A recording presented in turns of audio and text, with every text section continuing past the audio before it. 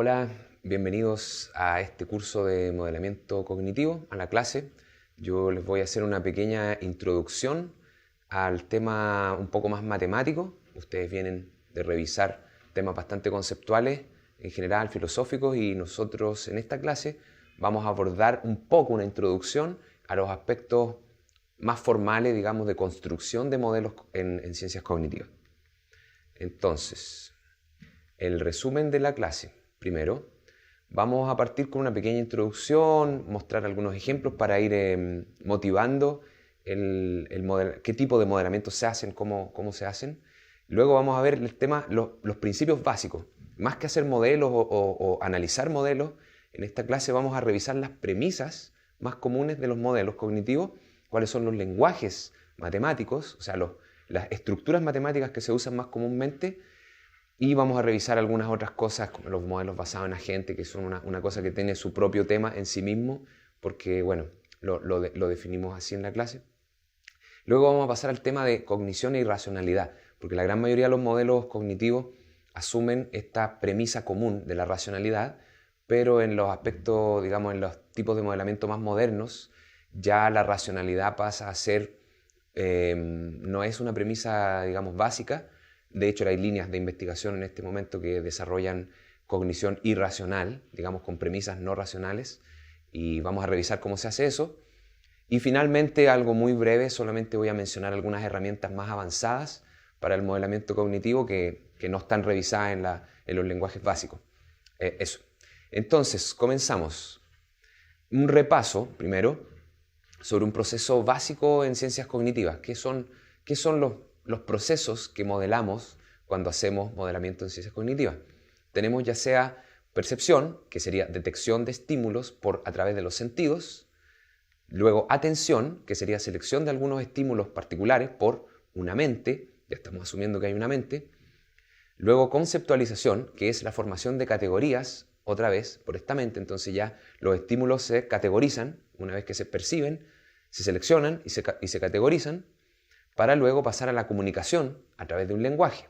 Entonces pasamos, como digo, si se fijan en las cursivas, pueden ver que tenemos primero sentidos, luego una mente y luego agentes que comunican lo que perciben y categorizan.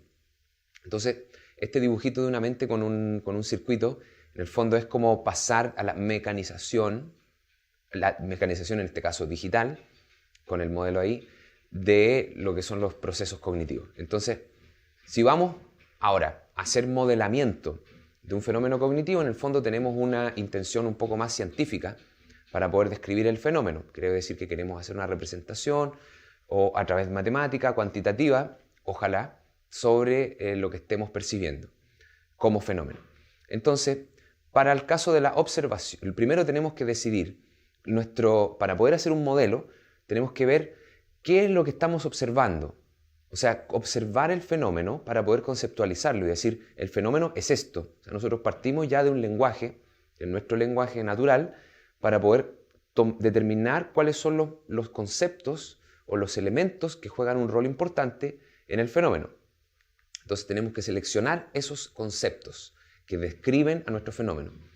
Luego tenemos que tener alguna manera de medir, cuantificar estas cosas que nosotros decimos que son relevantes para el fenómeno. Y luego se desarrolla el modelo que se basa en la conceptualización y especifica las condiciones en que se observa cada posible manifestación del fenómeno. Vamos a dar ejemplo de esto, tal vez puede sonar un poco abstracto, pero en el fondo eso es hacer modelamiento. Uno toma una conceptualización, define los parámetros que corresponden a estas cosas que uno observa y luego genera una estructura matemática que toma esos conceptos y los lleva a una tipo fórmula, a una estructura matemática que después se tiene que poner en correspondencia con las observaciones que uno hace de ese fenómeno. Si hay un buen match, si hay una buena una correspondencia entre lo que está escrito en el modelo o teoría y lo que se observa experimentalmente, nosotros tendemos a decir que ese modelo es preciso o es una representación fidedigna del fenómeno cognitivo en cuestión. Ahora, lo que pasa es que en las ciencias cognitivas, a diferencia de la física o de la química, o en algunas ramas de la biología, no hay una teoría general. Si bien están personas hay grupos de investigación o teorías que parten de la idea de que podemos medir toda la actividad cerebral y mapearla a experiencia posible, que es un área bastante nueva, de hecho, en la neurociencia. Están esas teorías, pero todavía no hay una teoría que diga, bueno, cómo son los estímulos cerebrales y cómo son las experiencias humanas, y ese mapeo todavía no está hecho. Hay grupos que están trabajando en eso. Hay otras personas que trabajan desde el área de la matemática directo y toman mediciones experimentales de decisiones de personas o de conducta, y se crean modelos también sobre cómo las conductas de las personas pueden estar determinadas por sus percepciones, etc. Hay muchas alternativas, pero ninguna de las teorías generales que están destinadas o que tienen por intención modelar o generar un sustrato para poder construir modelos sobre todas las cosas que pasan en la cognición, sobre todos los fenómenos cognitivos, eso todavía no existe. Entonces, lo que hay, y que es lo que planteamos en esta parte de la clase, es que a nivel de modelamiento, a nivel teórico, las ciencias cognitivas están en un periodo similar a lo que fue la alquimia para la química. Entonces, ¿qué es lo que pasa? Cuando estaba el periodo de la alquimia, habían muchas creencias de que si uno mezclaba dos cosas en luna llena iba a pasar algo, o si uno ocupaba la pata de un sapo, o si uno lo calentaba y después lo enfriaba y le cantaba, no sé. Habían muchas creencias sobre qué era lo que influía en el mundo de la química, qué era lo que influía, lo que tomaba un rol importante para las transformaciones de los elementos químicos, lo que le llamaban transmutaciones de un elemento a otro, etc. Hoy en día esto ya está, la química ya está resuelta con las teorías, digamos, de partículas, la tabla periódica y toda la física cuántica básicamente aplicada a la química. Con eso ya se sabe cómo transmutar un elemento a otro, bombardear con neutrones, electrones, etc. Pero en esa época no se sabía y se creían muchas cosas. Hoy en día, con las ciencias cognitivas pasa lo mismo. Hay personas que creen que midiendo el cerebro, si yo pongo unos circuitos en la cabeza, te puedo inducir pensamientos. Otros, los lingüistas, dicen, no, es que todo depende del contexto, tenemos que hacer análisis distribucionales del lenguaje, o sea, tomar todos los libros del mundo y sacar las cuentas, medir entropía, cuántas palabras se repiten aquí y acá. Y cada una de estas ideas tiene un avance tecnológico asociado o algunos resultados que son efectivamente útiles para el modelamiento cognitivo, asimismo como la alquimia tampoco era una secuencia de desastres, sino que también descubrieron cosas, desarrollaron, no sé, perfumes o algunas propiedades se descubrieron con los métodos que ellos tenían, pero no había una teoría general. Lo mismo pasa hoy con las ciencias cognitivas. Entonces, como digo, hay modelos que abarcan grupos de fenómenos y se les suele llamar teoría, pero eso es un abuso del lenguaje porque todavía no hay ninguna, ni siquiera se sabe qué tendría que tener una teoría sobre las ciencias cognitivas a cabalidad. No está todavía, si volvemos, aquí en el puntero podemos ver, si volvemos a la explicación científica de acá, esta parte de la observación todavía no está resuelta, o sea, no está conceptualizado todavía a cabalidad lo que es la fenomenología cognitiva. Claro, desde la neurociencia todo se puede asumir que pasa al cerebro y estamos listos, pero los fenómenos en sí mismos no están todavía caracterizados. Entonces, por eso quería hacer hincapié en el tema de que el modelamiento cognitivo es un ámbito incipiente de la ciencia. No es algo como que yo ahora les esté haciendo una clase de física y les diga la física es así y está totalmente demostrado y estas teorías, de hecho la física también, las teorías cambian, pero en el ámbito de la cognición todavía estamos, digamos, como en tierra de nadie. No hay una gran teoría sobre la que uno se pueda apoyar aún. Solamente hay, digamos, escuelas de pensamiento y de trabajo. Entonces, ahora marco un poco en el tema, volviendo al tema del modelamiento cognitivo, retomo esta misma diapositiva, pero marco en color rojo y azul lo que es teórico y lo que es experimental. Entonces, muy importante que la conceptualización de lo que hablábamos se tiene que traducir luego en un lenguaje matemático que representa la conceptualización del fenómeno. Entonces, uno tiene que saber mapear los conceptos del fenómeno a algún lenguaje matemático. Ese es digamos, el arte del modelamiento. Entender qué conceptos mapean a qué estructuras matemáticas. Mientras que el desarrollo de instrumentos y técnicas de medición, luego, que son los resultados, digamos, de lo que uno va a medir, entonces el modelo tiene que responderte en qué condiciones se observará cada manifestación del fenómeno. Entonces,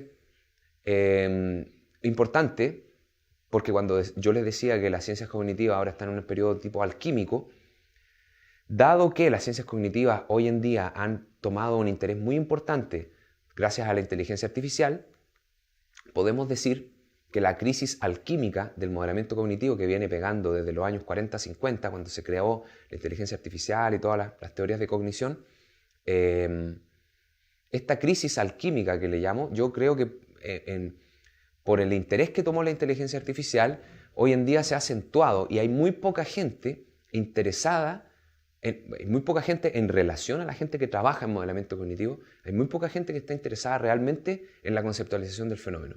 La gran mayoría de la gente está pensando de forma utilitaria de generar modelos que den respuestas. Predicción del mercado financiero o anticipación de la conducta, micromarketing, todas las cosas, modelamiento de situaciones cognitivas que uno le pueda sacar provecho por la deriva del capitalismo, ha convertido la ciencia en algo utilitario al mercado. Entonces por eso se han perdido un poco el interés en la búsqueda más profunda de qué es el fenómeno cognitivo. Todavía hay gente, hay grupos de trabajo, de hecho, este programa donde esta clase está enmarcado también tiene esa perspectiva, pero tienen que saberlo, que esta perspectiva es una perspectiva, digamos, minoritaria en este momento. La gran mayoría de las personas que hacen modelamiento cognitivo se dedican a buscar utilidad del modelo, o sea, de forma utilitaria para algún propósito generalmente económico. Entonces, esta figura nos habla un poco de cómo eran las creencias místicas de la alquimia, y yo le pongo alchemy, o sea, alquimia de la inteligencia artificial, para cerrar un poco el tema introductorio. Ahora pasamos a un par de ejemplos sobre cómo se pueden hacer modelos cognitivos. Partimos, recuerden que vimos primero la percepción, después la atención, después la categorización y finalmente el lenguaje. Entonces vamos a ver todos estos casos uno por uno. Para el caso del oído, por supuesto ya tenemos un dispositivo micrófono que graba, que puede reconocer o grabar sonidos en general. Luego se genera, aquí está el modelo cognitivo, se genera a partir del sistema el Voice Engine, que es básicamente como una cosa que te reconoce lo que tú dices, que es hoy en día todos los dispositivos tienen, los celulares, Google Voice y todas esas cosas. Entonces, utterance, que es esta palabra que está acá, quiere decir como acto de habla, como que alguien dijo algo. Entonces, cuando alguien dice algo, el sistema reconoce el análisis a través de un sistema interno que es el modelo, logra que este modelo tiene un modelo acústico, después un sistema de pronunciación, y el sistema de pronunciación va conectado con un diccionario. Entonces, que ese diccionario además está conectado con tópicos de habla. Entonces, finalmente, uno dice algo y el sistema naturalmente o automáticamente genera la onda asociada a esa palabra, la correlaciona con un diccionario, identifica el tópico de interés o de discusión y luego con un modelo de lenguaje, que también es un modelo, digamos, cognitivo, da una respuesta. Entonces tú le hablas al celular y el celular hace todo ese trabajo interno, que es básicamente lo que hacemos nosotros también, y te genera una respuesta. Entonces, por ejemplo, un ejemplo de tecnología es el Shazam, que uno pone una canción, reconoce la onda, la mete en una base de datos, la compara con todas las canciones que tiene almacenadas, finalmente hace un reconocimiento, un match, y dice, ok, este extracto pertenece a esta canción, y te dice, esta es tu canción. Entonces ahí tenemos un ejemplo de cómo se puede modelar el fenómeno del oído, cómo escuchamos. Luego la visión. Lo mismo, la cámara se puede utilizar como un modelo, como una entidad, tipo como una percepción. Y a partir de esto, con un modelo, que es el típico modelo de reconocimiento de patrones visuales, identifica primero algunos elementos fundamentales. Hay una cara, hay un ojo, hay puntos importantes, hay un paisaje detrás, luego lo pasa por filtros de color, filtros de sombra, etc. Y finalmente lo mete en la base de datos para identificar a quién se parece, para hacer un matching. Y luego, bueno, esto es un área de investigación que es reconocimiento visual. Y a partir de estas tecnologías, A partir de estas tecnologías, entonces, uno puede generar este tipo de software que te reconocen a partir del celular todas las caras de todas las personas que van pasando en tiempo real.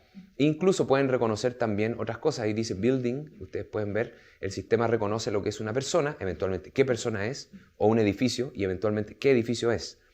Entonces, hoy en día las tecnologías y los modelamientos de la percepción están bastante avanzados en ese sentido. Ahora, que funcionen como funciona nuestra mente, eso ya es otra cosa. Hay modelos que funcionan, pero no por eso funcionan como funcionamos nosotros. Pasando a otro ejemplo de la categorización, el típico ejemplo es que uno tiene un montón de archivos y quiere categorizarlos por tópico. No sé si son los archivos de un estudio de abogados, por ejemplo, todos los casos que son penales, financieros, familia, te quiere separar los casos. Entonces, eso también, los motores de búsqueda, hay un montón de tecnología que funciona obviamente, de nuevo, tiene que haber un diccionario detrás, alguna cosa con categorías de qué palabras pertenecen a qué temas. Entonces te dice, bueno, este documento tiene tales palabras y la mayoría de las palabras de ese documento coinciden con las palabras que son relevantes para tal categoría, por lo tanto, ese documento queda categorizado en esa categoría. Ahora, el problema es que existe, y aquí solamente lo tiro como para iniciar el tema de que el modelamiento cognitivo no es algo trivial, existen estas situaciones como las de estas figuras, que son situaciones de percepción biestable. En esta figura que estoy punteando acá, uno puede ver dos caras, ¿no es cierto?, que se están mirando una a la otra, o puede ver una copa, si es que resaltas el negro o resaltas el blanco en tu visión. Asimismo, en esta figura uno puede ver una joven que está mirando hacia atrás, o sea, atrás de nosotros, una mujer muy joven, o uno puede ver también a una señora anciana, que esta sería su nariz, por si les cuesta verla. La nariz de la mujer joven es ese puntito que está ahí, la nariz de la mujer anciana es todo esto. Entonces, uno puede ver, según el punto de vista o la situación o el contexto interno, uno puede percibir cosas distintas. La categorización es un fenómeno muy complejo porque existe esto, de que las cosas pueden tener doble categorización, pueden significar dos cosas distintas. Y este es el perfil, el gráfico de abajo, es el perfil de cuánto cambia uno su percepción de una a otra en situaciones como esta. Entonces, nosotros uno parte diciendo, bueno, el modelamiento cognitivo es así, asá, muy sencillo, uno puede hacer una estructura matemática que te da una respuesta, pero el problema es que los fenómenos cognitivos son complejos, entonces los modelos tienen que dar cuenta de una realidad compleja. Y eso es lo que vamos a tratar de poco a poco irnos acercando hacia el final del curso, lo dejé como, o sea, de la clase, lo dejé como una idea nomás. Entonces vamos a otro ejemplo, una decisión. De nuevo, lo mismo, hay decisiones que son en situaciones de incerteza, donde uno sabe los costos y los beneficios, pero a veces uno no está seguro de cuánto cuesta, de cuánto esfuerzo uno tiene que hacer para llegar a algo, cuánto tiene que pagar o cuánto le va a salir en el fondo a tomar la decisión, y tampoco uno está en completo conocimiento de cuáles son los beneficios. Entonces, cuando hay situaciones de incerteza, lo mismo, uno tiene de nuevo que meterse en un modelamiento más complejo porque las situaciones envuelven o vienen acompañadas de desconocimiento por parte de uno. Entonces uno no puede hacer un modelo como, bueno, elijo lo que más me conviene, porque no hay un lo que más me conviene. ¿Se entiende? Entonces ahí es donde empieza a ponerse interesante el modelamiento, porque uno tiene que modelar no solamente el fenómeno, sino que también toda la complejidad que se asocia al conocimiento de ese fenómeno. Y hay un área de investigación que se llama teoría de decisiones, que es enorme, miles de papers, y todavía no hay una teoría general. Entonces, eso es, en el fondo, la complejidad de este fenómeno. Es bastante. Nosotros tomamos decisiones de cierta manera, pero no siempre óptimas. Entonces, ¿quién toma las decisiones óptimas? ¿Cuál es la estructura matemática que corresponde?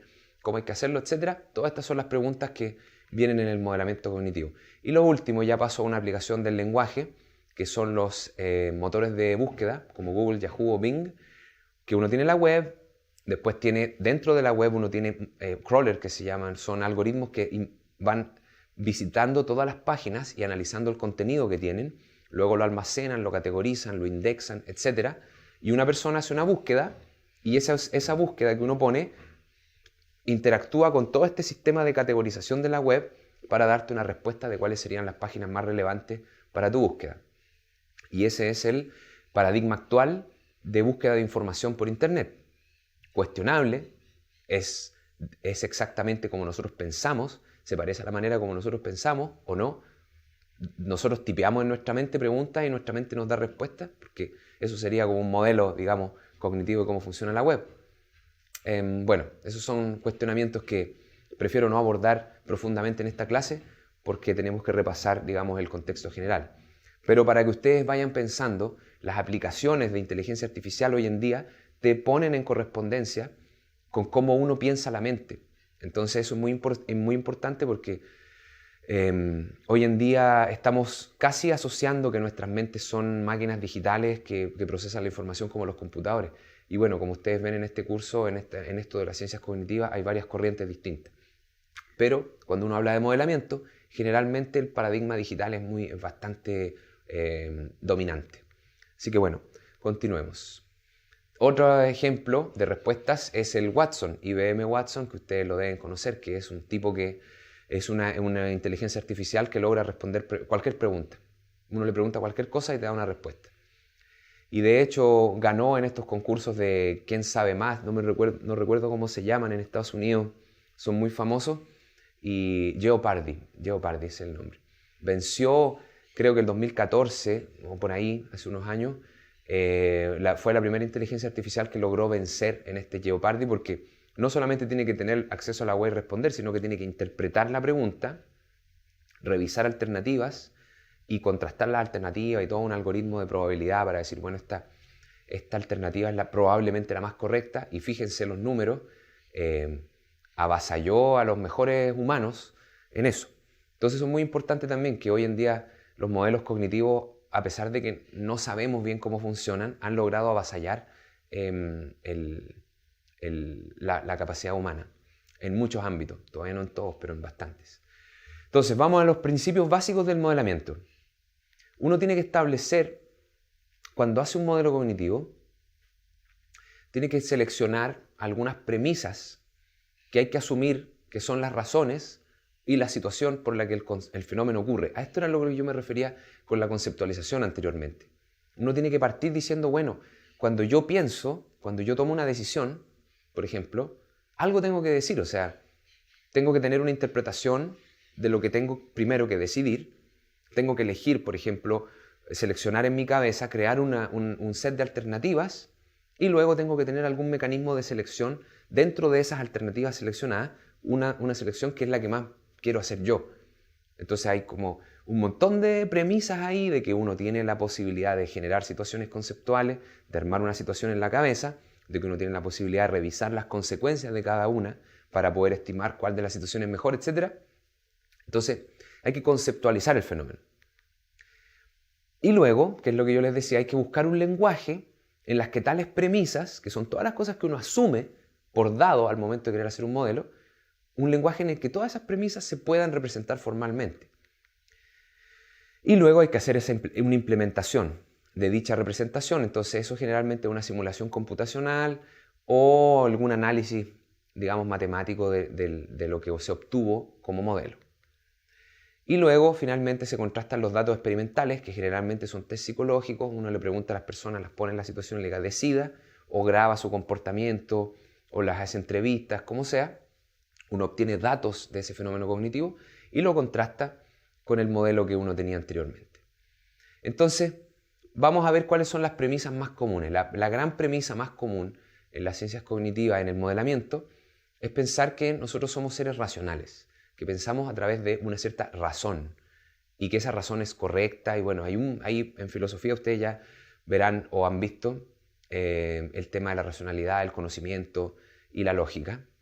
Desde el tiempo de los griegos es que se ha pensado que la cognición es un proceso que permite develar verdades y que hay un método para develar estas verdades. Entonces, la racionalidad se concibe como este correcto pensar para encontrar la verdad. Y luego, dado que la racionalidad se aplicó para comprender el mundo físico, como la gravedad, cómo se caen las cosas, la teoría del calor, el electromagnetismo, todas estas teorías científicas que explican el mundo físico, funcionó la racionalidad para explicar estas cosas, uno va y dice, bueno, ya que todo este pensamiento racional funcionó para describir el mundo físico, supongamos que va a funcionar también para describir el mundo de la cognición, dado que la cognición finalmente es la emergencia de un proceso biológico, hasta donde lo conocemos nosotros. Entonces, basado en ese principio, que es bastante dudoso, se creó todas las teorías racionales y la gran mayoría de modelos cognitivos consideran como necesaria la racionalidad. Vamos a ver algunos ejemplos. Y generalmente la racionalidad se formaliza en modelos lógicos, siguiendo la tradición de los griegos, básicamente, y esto también lo vamos a ver ahora. Entonces, otra premisa común es la economía cognitiva. Esta parte de la idea, también un poco física, de que somos máquinas de procesamiento de información y que por razones ya sea evolutivas o energéticas, nuestro procesamiento tiende a minimizar el esfuerzo. Entonces, les doy por ejemplo, ¿cuánto es esta suma? Uno al hacer esta suma puede eventualmente contar los valores, ¿no es cierto? Decir 1000, 1, tratar de imaginar estos valores para sumarlos, pero eso generalmente en la mente normalmente te lleva un esfuerzo mental pensar en un número tan grande, mientras que si tú piensas solamente a nivel simbólico y dices 10.001 más 10.100, nada, pues cambio los unos por ceros nomás. O sea, los ceros que en la otra número son 1, los pongo 1 y pongo puros 1 nomás, donde corresponden, y llego al resultado sin tener que cuantificar mentalmente ese valor. O sea, uno puede solamente procesar a nivel simbólico sin entender ni siquiera el significado del número, que es lo que hacen las máquinas, básicamente. Entonces ese es un proceso de economía cognitiva. Uno no piensa en las cantidades, solo piensa en el resultado. Entonces, uno de los grandes resultados de la economía cognitiva es que nosotros categoricemos objetos de forma taxonómica. Por ejemplo, en este ejemplo tenemos comida dividida en vegetales y frutas, y luego la fruta la tenemos subdividida en categorías más específicas. Entonces, ¿por qué? ¿Por qué podemos decir que la economía cognitiva explica que la categorización se forme como taxonomía? ¿Por qué? Porque la búsqueda de una categoría específica, cuando las categorías están estructuradas de forma como taxonomía, la búsqueda es mucho más rápida. Yo voy, comida, fruta, manzana, manzana, pera y manzana, listo. Si tuviese todas las posibilidades específicas descritas en una lista larga y yo tengo que buscar alguna de ellas, tendría que ir una por una avanzando hasta llegar. En cambio, si las tengo estructuradas en forma de árbol, la cantidad de búsquedas que hay que hacer es menor. Eso es un tipo de resultado matemático para entender que una estructura de datos permite hacer búsquedas más eficientes. Entonces, se asumen modelos de economía cognitiva para hacer búsquedas más eficientes con menor esfuerzo, digamos, cognitivo o de procesamiento, para llegar a un resultado. Entonces, esa es una típica premisa. Vamos a estructurar el conocimiento, los datos, etcétera, de forma de árbol, ese sería un ejemplo, para poder basarnos en esta idea de que hay que de que hay que hacer procesos cognitivos de forma económica, que no gasten procesamiento en el fondo, energía. Otra de las premisas básicas es que la cognición se usa principalmente para resolver tareas relacionadas a nuestra supervivencia o hacia nuestro beneficio. O sea, algo que nosotros queremos, que se llama en teoría evolutiva fitness, que nos beneficia. O sea, la cognición se utiliza para beneficiarnos. Entonces, se supone que nuestra evolución nos llevó a ser seres, entre comillas, más inteligentes que los demás, porque somos capaces de encontrar más beneficios en las cosas que hacemos, descubrir nuevos beneficios y así asegurar nuestra existencia. Entonces, esta premisa, que es que nosotros buscamos nuestro beneficio, cuando se aplica a nivel individual de cada agente, o sea, no a nivel colectivo, no es que busquemos el bien común, sino que buscamos nuestro bien particular, cuando uno combina esa premisa con la racionalidad, lo que obtiene es una teoría que es la base de la teoría económica actual, que se llama teoría de utilidad esperada. Todos tendemos a maximizar nuestra utilidad. Y eso es un modelo matemático, es un modelo cognitivo. Entonces, por eso lo menciono. Y otra premisa común que se llama optimalidad, que es un principio un poco más general y es bastante interesante porque combina todas las posibilidades. Entonces la optimalidad acepta un rango muy amplio para respuestas de un fenómeno cognitivo y luego introduce restricciones. Entonces dice, bueno, tenemos que ser ojalá lo más racionales posible, ojalá tener la mayor economía cognitiva posible y obtener los mayores beneficios. Y luego busca una optimalidad, o sea, lo que se llama optimalidad, que es como digamos, como una situación que maximiza todas estas restricciones simultáneamente. Entonces, las restricciones racionales, o sea, digamos, nuestra decisión tiene que seguirse de procesos racionales. Entonces ahí ponemos una restricción. Después ponemos tiempo de procesamiento, por ejemplo, para restringir qué tanto nos va a costar tomar esa decisión y luego cuánto beneficio queremos. Entonces maximizamos todo simultáneamente, más o menos. Ahora es un tema matemático bastante complejo que tampoco vamos a entrar, pero la maximización es toda una teoría que se llama optimización, en realidad, es el nombre técnico. Y el paradigma de modelamiento cognitivo, que es bastante famoso, se llama Bounded Rationality, que es racionalidad acotada. O sea, dice, somos seres racionales, en tanto nuestras capacidades mentales nos permiten aplicar racionalidad. Normalmente, como tenemos capacidades cognitivas limitadas, por tiempo de procesamiento, por energía, tomamos decisiones medio racionales, pero hasta que nos cansamos y después ya seguimos con heurísticas que no tienen nada de racional, pero que funcionan más o menos. Entonces, eso es un poco el panorama de las premisas más comunes que se aplican en modelamiento cognitivo. Ahora, hay montones de otros principios, o sea, como les digo, estamos en la época de la alquimia, hay muchísimos otros casos, y hay uno, por ejemplo, bien interesante que se llama minimización del arrepentimiento. O sea, todos nuestros fenómenos cognitivos no tienden a predecir lo que queremos, ni buscar utilidad, ni nada, sino que minimizar el arrepentimiento luego de haber hecho el acto cognitivo. Es una teoría que es un poco distinta a buscar la utilidad. Maximizar tu utilidad es distinto a minimizar tu arrepentimiento. Bueno, eso está estudiado y demostrado. También están las personas que piensan que solamente buscamos satisfacción y placer. Todo lo que hacemos, toda nuestra actividad cognitiva tiende a buscar una maximización de la satisfacción y el placer. O hay otras personas que piensan que los actos cognitivos se hacen pensando en el beneficio de todo nuestro camino en la vida. También hay una teoría que trata de modelar inteligencia artificial pensando en una gente va a ser inteligente cuando todas sus acciones, todo su modelo de su vida completa hasta morir, está maximizado. Y hay otros como en una línea un poco menos estándar que hablan de la producción de coherencia. No va tanto en el beneficio personal, ni en el beneficio común, ni nada, sino que de crear un panorama o una visión, un modelo que sea coherente. Y eso en el fondo es parecido al de satisfacción y placer, porque en el fondo esta coherencia tiende a darnos un beneficio interior de cómo nosotros vemos el mundo. O sea, tratamos de reducir las disonancias entre lo que hacemos y lo que percibimos. Eso es supuestamente otra de las premisas. Estas premisas, como decía, no son tan populares, pero las hay y les aseguro que hay muchísimas más, porque este es un tema de investigación tremendamente activo. Entonces ahora vamos a pasar, revisamos los principios básicos para el modelamiento, ahora vamos a hablar de los lenguajes más básicos para el modelamiento cognitivo.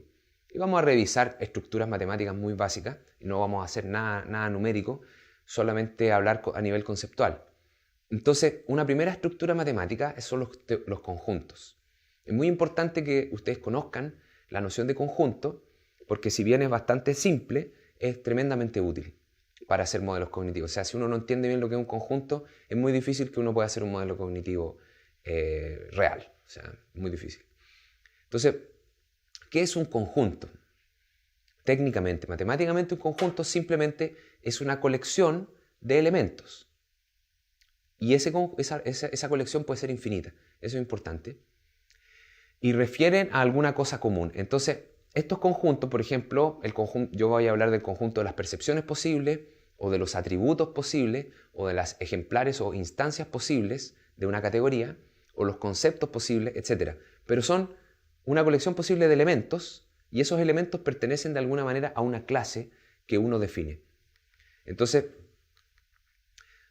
luego se define, a partir de todos estos elementos que uno tiene, un conjunto universo, que son todos los elementos posibles, Y lo interesante es que cada subcolección del total también es un conjunto. Por ejemplo, estoy tomando subconjuntos, el x1, x2, x100 sería un subconjunto del universo y podría representar, por ejemplo, las características de una persona simpática a una foto, por ejemplo.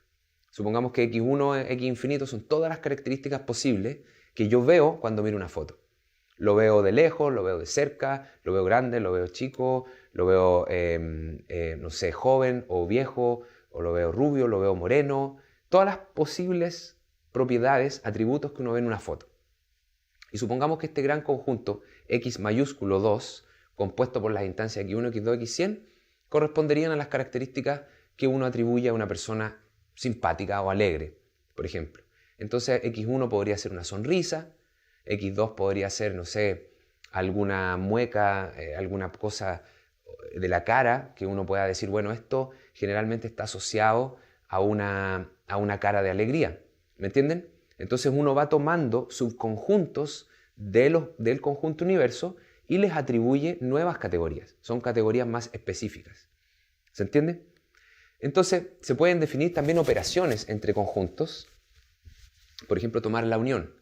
Supongamos que x1 mayúsculo en este caso es x3, se puede deducir eso, y x2 sería x1, x2, x100, x1 podría contenerlos a los otros también.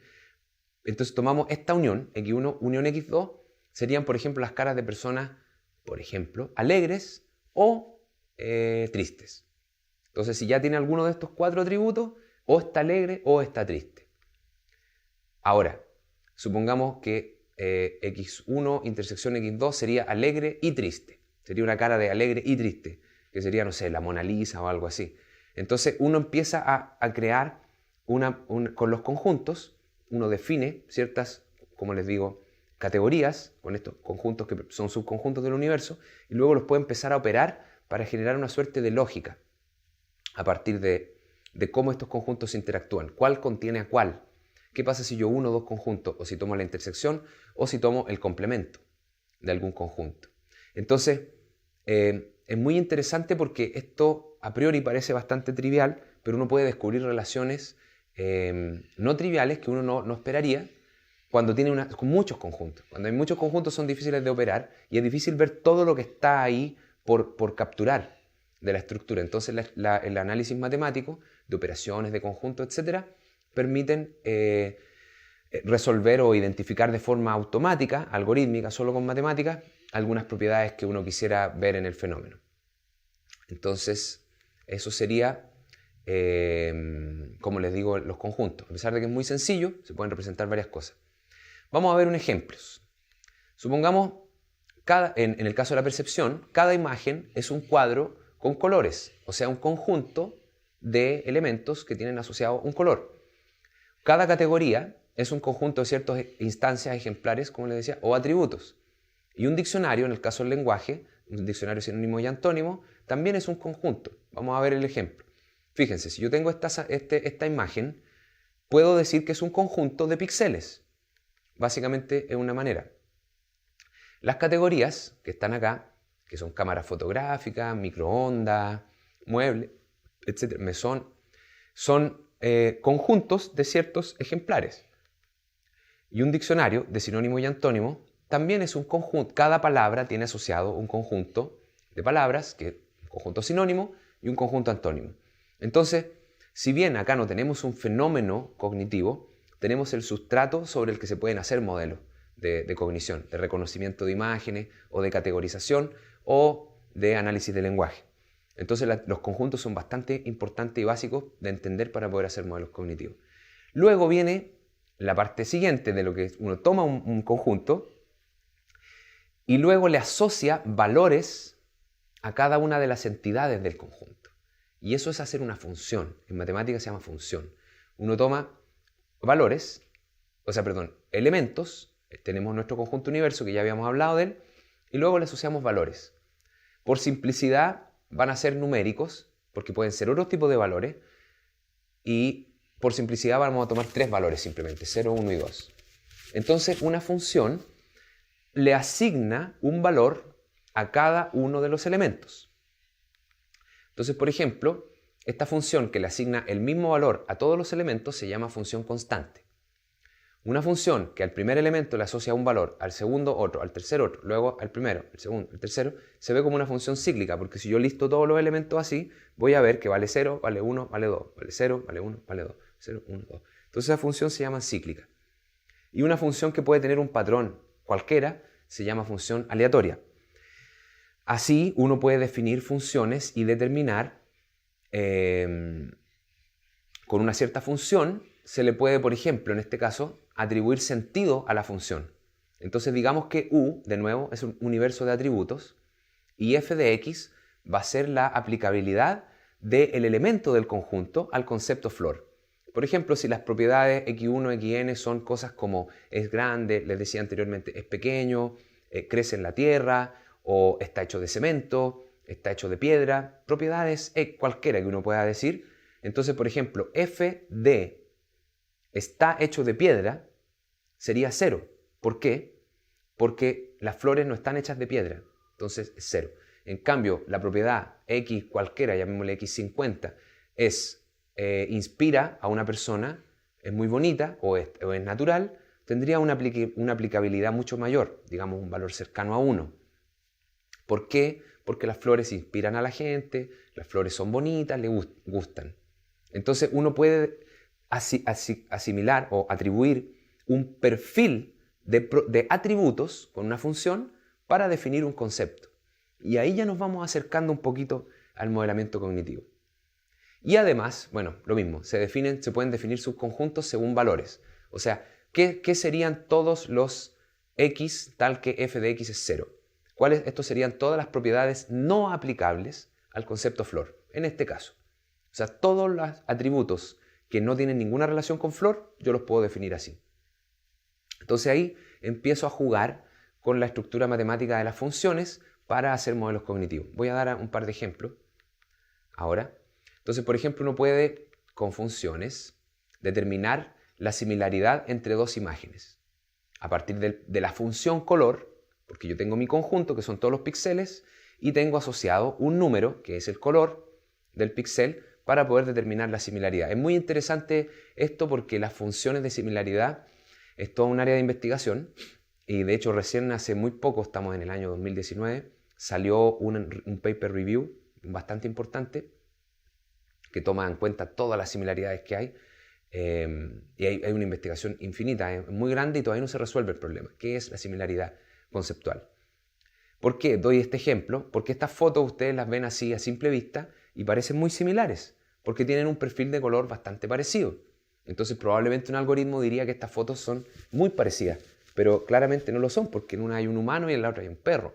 Entonces, desde el punto de vista de especies, estas dos fotos son muy distintas, mientras que desde el perfil de color no lo son. Entonces, el tema de la similaridad es un tema bastante sutil a nivel de funciones.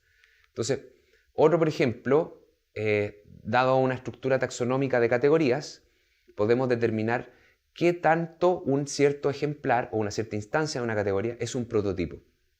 Entonces, por ejemplo, en este caso tenemos que para el concepto mascota, que es pet, tenemos que gato es un 0,8 prototipo, pescado es un 0,6 prototipo y perro es 0,8 prototipo. Los perros y los gatos son los típicos prototipos y los peces no tanto. Luego de los peces, internamente tenemos que tuna, o sea, atún, no es un prototipo, es muy bajo. Guppy, que es un pez, no es un prototipo de pescado tampoco. Delfín puede ser un prototipo un poco más de pescado. Entonces, atún es un prototipo de pescado, delfín también es un prototipo de pescado, pero guppy no es un prototipo de pescado. Interesantemente, cuando uno junta estos conceptos, pez y mascota, guppy pasa a ser, guppy, que son estos pescaditos chiquititos, los típicos de pecera, pasan a ser muy, muy, muy salientes, se vuelve muy importante como prototipo. Y eso es un tema irracional que lo vamos a ver un poquito más adelante. Y por ejemplo, con funciones, uno puede determinar también qué tan frecuente es el uso de una palabra. Esto se llama la ley de Zipf, con Z, si lo quieren buscar, y es una ley que funciona en todos los lenguajes, en todos los idiomas. En la estructura de qué tanto se repiten las palabras, tiene esa curva que está ahí, que es una función bastante determinada, ya tiene su forma. No la voy a explicar acá porque no es una clase de matemáticas, sino que de conceptual del modelamiento, pero lo pueden revisar, se llama ley de Zipf, ZIPF. Entonces, otro lenguaje básico para el modelamiento, pasamos ya a los conjuntos, las funciones, y ahora hablamos de la lógica. En la lógica, en vez de partir con números o con atributos, partimos con proposiciones sobre alguna realidad, ya sean percepciones, veo esto, o siento esto, o quiero esto. Y luego se define una función de verdad para cada proposición. Entonces, ciertas proposiciones son verdaderas y otras son falsas. Entonces, luego se establecen conectivos entre estas funciones para crear proposiciones más complejas.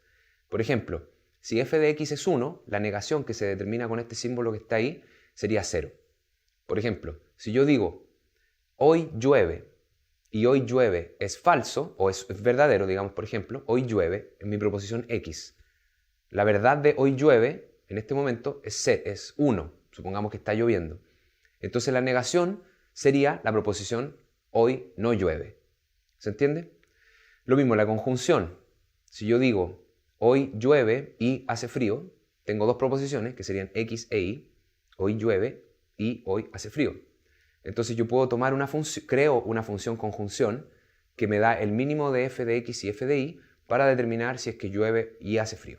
Entonces uno va construyendo frases más complejas con estos conectivos. Si hoy llueve, me mojo. Entonces son conectivos. Los invito para que conozcan ese concepto de tabla de verdad. Entonces, con la lógica uno puede construir situaciones basadas en proposiciones y en conectivos de proposiciones para ir modelando lo que sería cualquier fenómeno cognitivo. Y luego se producen, lo interesante de la parte es que uno produce inferencias no triviales, puede probar cosas bastante complejas como la distributividad, por ejemplo, que es una propiedad y que pueden revisar. Y cuando se cumplen ciertas propiedades estructurales como la distributividad, uno puede empezar a meter estructuras matemáticas más complejas. Y eso también, de nuevo, se escapa un poco de esta clase, pero es muy interesante que les propongo o los invito a que revisen la noción de distributividad en lógica, porque es fundamental para establecer diferencias de lo que se puede hablar como racional y no. De hecho, cuando no hay distributividad, se habla que hay contextualidad. Y la contextualidad es algo que se asume o se parece o es indicación de conductas irracionales en la cognición. Entonces es bastante interesante, pero se escapa un poco a un tópico más avanzado. Entonces, mediante la lógica, uno, por ejemplo, puede completar la parte faltante de una imagen, porque uno tiene un modelo mental sobre cómo son las figuras. Entonces, son proposiciones mentales que uno tiene, las líneas tienen que completarse así, etc. Entonces, a partir de nuestra lógica interna, nosotros completamos, por ejemplo, la parte faltante de una imagen, en lo que se llama la ley de la clausura, que supuestamente es un atributo cognitivo, natural.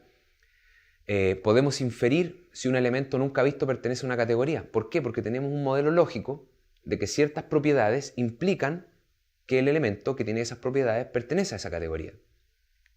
O podemos determinar el significado de una palabra nueva, también teniendo un modelo lógico de cómo son las sensaciones, en este caso, en un día cálido, húmedo, de tarde de verano, yo usualmente me siento lánguido. Para alguien que no sepa lo que es lánguido, lo puede deducir de cómo uno se sentiría en una situación cálida, húmeda, de tarde de verano. Entonces, básicamente uno no tiene que saber el significado de la palabra, sino que se deduce de la explicación anterior. Entonces, esos son los tipos de modelos lógicos. De hecho, existen en este momento modelos de completación de dibujos, o sea, como en el caso de la izquierda, o de categorización de elementos nuevos, o de interpretación del lenguaje. Existen, utilizando justamente la lógica. Entonces, a eso es a lo que me refiero. Haciendo un modelo de cómo son las imágenes, de cómo son las categorías o de cómo son las palabras. Entonces, y para eso se usa la lógica. Vamos a otro lenguaje, que es el lenguaje de los grafos, de las redes. Entonces uno parte en un grafo uno parte con una colección posible de elementos. Nuevamente, pues siempre se parte de un conjunto, por eso los elementos, no sé si se fijan, que he ido explicando lenguajes de modelamiento cada vez más complicados o más constructivamente más complejos. En un grafo uno parte de un conjunto, que son los posibles elementos de nuevo, percepciones, atributos, etc. Y luego uno define una relación f para todos los pares de elementos.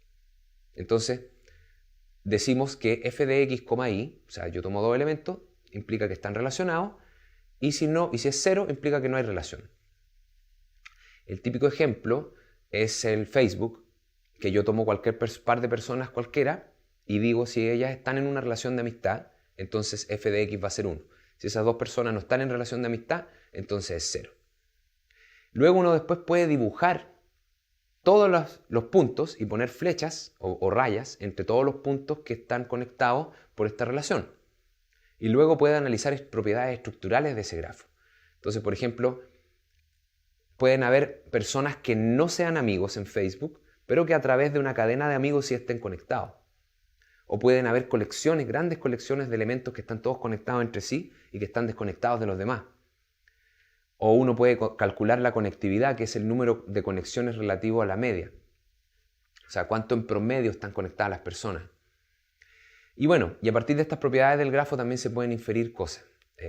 Cosas como alta versus baja conectividad, o modularización, etc. Y eso se puede ocupar, una vez más, para hacer modelos de situaciones cognitivas. Vamos a ver ejemplos. Por ejemplo, la actividad neuronal en neurociencia se modela con un grafo. Cada neurona es un elemento y las neuronas están conectadas o no si es que una activa a la otra. Y se ocupan funciones de activación para hacer modelamiento de la actividad neuronal. O uno puede ordenar los elementos en categorización como una taxonomía. Una taxonomía, de hecho, es un caso particular de un grafo, donde hay una capa superior que implica una capa inferior y cada capa inferior tiene a su vez una capa inferior asociada, pero no hay conexiones intermedias. O sea, de una gran capa, digamos, de una situación muy abstracta a una situación muy concreta, uno no tiene una conexión directa, sino que las conexiones van por niveles. Entonces eso también es un ejemplo típico de un grafo. Y bueno, aquí doy los dibujitos. Y WordNet, que es un ejemplo de grafo muy interesante del lenguaje, que las personas que hicieron este proyecto tomaron todas las palabras del lenguaje y las conectaron semánticamente. Si es que hay una relación semántica entre las palabras, entonces WordNet le asocia un valor de conexión. Y uno se para en cualquier palabra y uno te abre, en la aplicación, te abre un mapa de palabras que están relacionadas a esa palabra. Y eso lo ocupan para hacer análisis, por ejemplo, del lenguaje automatizado, para poder predecir o categorizar noticias. No sé, los típicos que uno recibe noticias en el teléfono, etcétera, que son como más o menos de la onda de uno, es porque las personas ya tienen categorizado, te categorizan a partir de tu actividad, de los mails que escribes, etcétera, y luego categorizan las noticias utilizando estructuras como esta y luego hacen un match. ¿Qué noticia te va a interesar a ti? Entonces, para eso se ocupan estructuras tipo WordNet. El bonus es el modelo basado en agentes, que si bien se llaman agentes, pensando en que podrían ser personas, los agentes podrían ser en realidad cualquier cosa. Entonces, en un modelo basado en agentes uno da una descripción de los distintos tipos de agentes o entidades, que es mejor decirlo entidades, y las reglas de interacción de estas entidades. Entonces, las entidades no necesariamente son personas, como se hace generalmente, por eso se llaman modelos basados en agentes, porque agarraron mucha popularidad en las ciencias sociales, entonces ellos tienden a modelar personas, personitas que interactúan, o animales. Pero en general, lo que interactúa en un modelo basado en agentes pueden ser cosas más generales, como módulos de un proceso cognitivo, o palabras, o letras incluso. Entonces se pueden generar distintos valores, parámetros para analizar respuestas globales del grupo de agentes. La gracia del modelo basado en agentes es que uno pone las entidades básicas, pone las reglas de interacción y luego lo simulas. Lo pones en un computador para que haga una simulación dinámica y puedes ver qué pasa, cómo evoluciona tu sistema con esas reglas. Entonces eso también se hace para modelar procesos cognitivos. Nosotros hicimos un ejemplo acá en IFIC, por eso lo menciono. Modelamos la selección del sistema educativo, suponiendo que las personas, voy a volver acá atrás, suponiendo que las personas tienen que mandar a su hijo al colegio. O sea, nosotros modelamos cómo es que las personas toman decisiones para mandar a su hijo al colegio. ¿En qué parámetros se basan? Buscan la mejor calidad, buscan el mejor precio, buscan la menor distancia, buscan seguridad, buscan prestigio, etc. En este ejemplo, ustedes pueden ver en el mapa, los puntos son los colegios y los valores son el CIMSE, el valor del CIMSE del colegio. Entonces nosotros con ese mapa de los valores de CIMSE tenemos también los valores de cuánto viaja una persona o cuánto paga una persona por mandar a su hijo al colegio, y juntamos todos estos parámetros e hicimos un modelo basado en agente para simular la realidad de la situación en Santiago. Y logramos, aquí se ven siempre una curva y puntos o dos curvas, y podemos decir que logramos modelar con bastante precisión cómo las personas toman decisiones. Nosotros hicimos un modelo, digamos, de utilidad esperada, pero en vez de maximizar el dinero, el parámetro que más importaba era la distancia. Resulta que a las personas lo que más les importa, más que la calidad o el valor del colegio, es que su hijo no tenga que ir tan lejos de la casa. Eso es en promedio, a grandes rasgos. Entonces fue muy bueno porque logramos con este modelo matemático demostrar que la relación precio-calidad es menos importante que la seguridad familiar. Entonces, para poder pensar en las leyes que financian a los colegios y todo eso, hay que tomar en cuenta este tipo de resultados. Bueno, ahora pasamos al tema de la cognición y la irracionalidad, que ya es como lo último. Entonces, lo interesante acá es que cuando hablamos de cognición, tenemos que pensar antes de un modelo, tenemos que pensar qué es lo que posiblemente puede pasar en una situación cognitiva. Y aquí es donde nos topamos con problemas porque claramente existen enfermedades, lo que le llamamos enfermedades mentales o condiciones de desviación cognitiva, donde las personas pueden ver cosas que no hay o imaginar cosas que no son imaginables, digamos, en una situación normal. Es muy distinto al mundo físico, donde estamos en una situación cualquiera y tenemos una descripción del mundo físico que tenemos al frente. Ningún átomo va a subir su temperatura radicalmente, ni se va a salir de un equilibrio termodinámico en el que está. En cambio, en la cognición, nosotros podemos irnos tan lejos como queramos, básicamente, en cualquier instante. Por lo tanto, de ahí es donde viene el tema de que aplicar la metodología científica que funcionó con el mundo físico tal como está, directo a la cognición, puede no ser tan útil o tan interesante. Entonces, esto de las experiencias posibles es muy interesante de pensar cómo ocurre en la cognición. Y el primero que lo pensó fue George Boole, cuando estaba haciendo investigaciones sobre las leyes del pensamiento, que era básicamente uno de los primeros tratados de modelamiento cognitivo. Cómo poder ocupar matemática para modelar el pensamiento.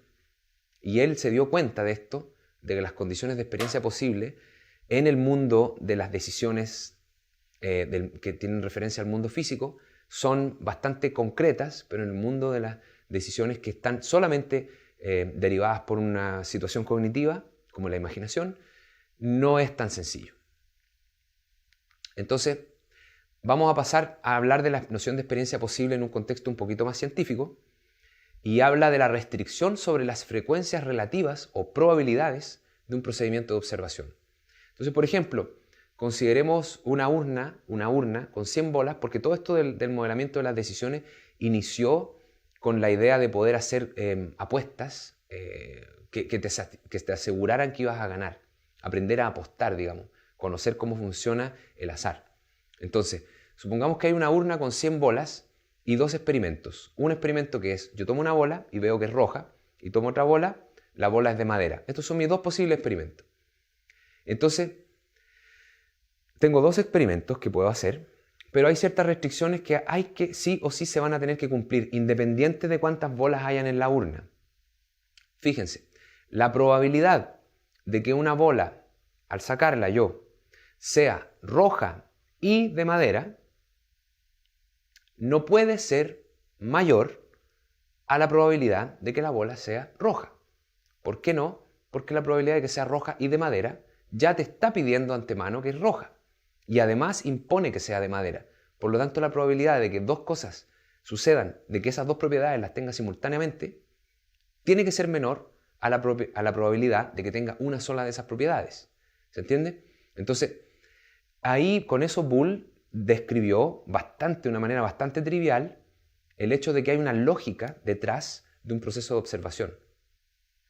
Cuando yo tomo una urna con 100 bolas, no tengo ninguna posibilidad de que la probabilidad de que tenga 2 propiedades sea mayor a la que tenga una. Y en general, en prácticamente muchas de las situaciones que nosotros imaginamos en nuestra vida, la lógica es esa.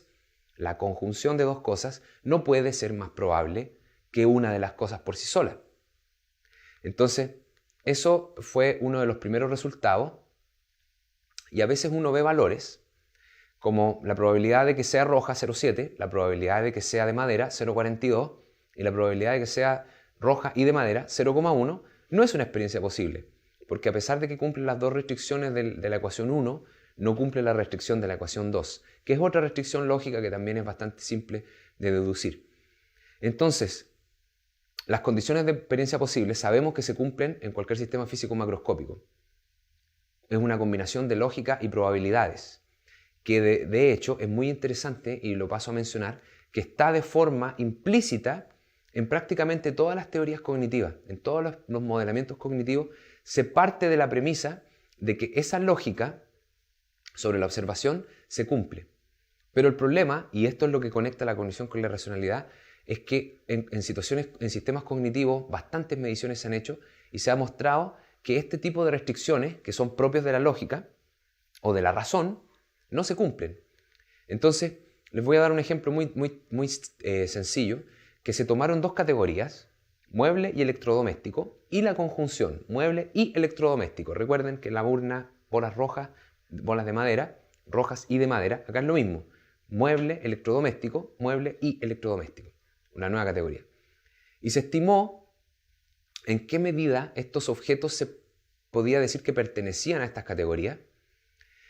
Y lo que se observa es que, de hecho, si ustedes miran, siempre hay un mínimo y hay un máximo. Para cada A, B, yo tomo un objeto, como aspiradora, por ejemplo, y digo, ¿qué tanto es una aspiradora un mueble? Probablemente el valor va a ser muy bajo. ¿Qué tanto una aspiradora es un electrodoméstico? Va a ser un valor más alto. ¿Y qué tanto una aspiradora es un mueble y electrodoméstico? Y ahí la gente, lo interesante es que tiende a creer que es más mueble y electrodoméstico que mueble. ¿Por qué? No lo sabemos, pero en general se ha demostrado de varias maneras que la conjunción de 2 categorías tiene una estructura que no es lógica con respecto a la estructura de las categorías por separado. Y ahí está este ejemplo que lo muestra. Incluso, bueno, va bastante más allá el tema. Y hay muchos otros ejemplos de datos cognitivos imposibles en el sentido de experiencia posible de Boole. Por ejemplo, John es alto y no es alto. Se han hecho experimentos que eso se llama borderline contradiction, y es de hecho un área de investigación, de que las categorías pueden incluso ser contradictorias y aún así la gente cree que puede ser. De hecho, nosotros razonamos con contradicciones todo el tiempo, como que tengo frío y tengo calor, como que quiero pero no quiero, y tenemos eso como nuestra cognición natural, ocurre todo el tiempo. Pero eso es totalmente ilógico. Entonces, si uno quiere hacer un modelamiento cognitivo de alguien que quiere pero no quiere, que le gusta pero no le gusta, no se puede hacer con modelos racionales, porque ya partes con una contradicción. Entonces hay que buscar otras estructuras matemáticas que permitan, por ejemplo, la contradicción, o en el caso anterior, la desviación de la ley esta de que las conjunciones tienen que tener menor probabilidad que las categorías por separado. La falacia de la conjunción es una de las más famosas. Ahí se hace un experimento, una descripción de una persona, y la gente termina deduciendo que es más probable que una cierta mujer linda, es más probable que trabaje en un banco y sea feminista a que trabaje en un banco. Siendo que trabajar en un banco y ser feminista es más restrictivo que trabajar en un banco. Por lo tanto, no debiera ser más probable. Pero el hecho de que es feminista, porque esta historia sobre Linda te la cuentan, que es una tipa como, entre comillas, te la describen como una feminista. Entonces, básicamente, las personas tienden a creer que trabaje en un banco y sea feminista es más probable a que trabaje en un banco. Pero eso es totalmente ilógico. Lo acabamos de ver.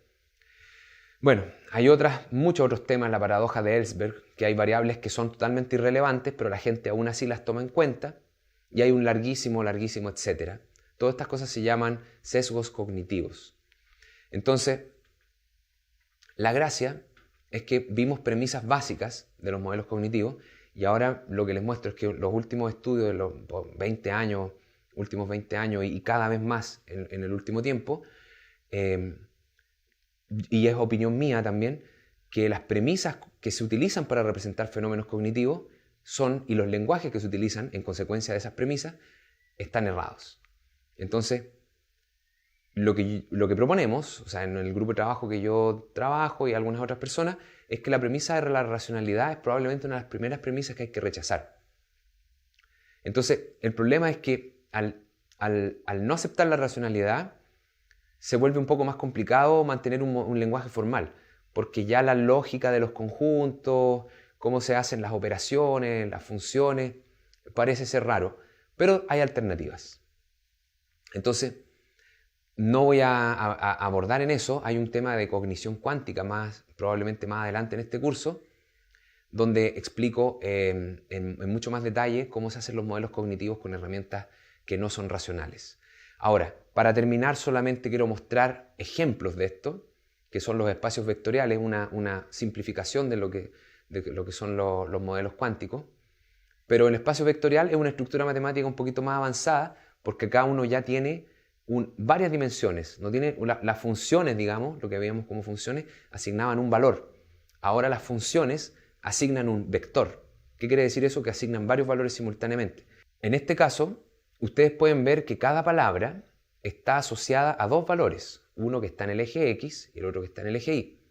Entonces las categorías se van formando como superficies. Y eso es lo que hace este ejemplo que se llama Latent Semantic Analysis, análisis semántico latente.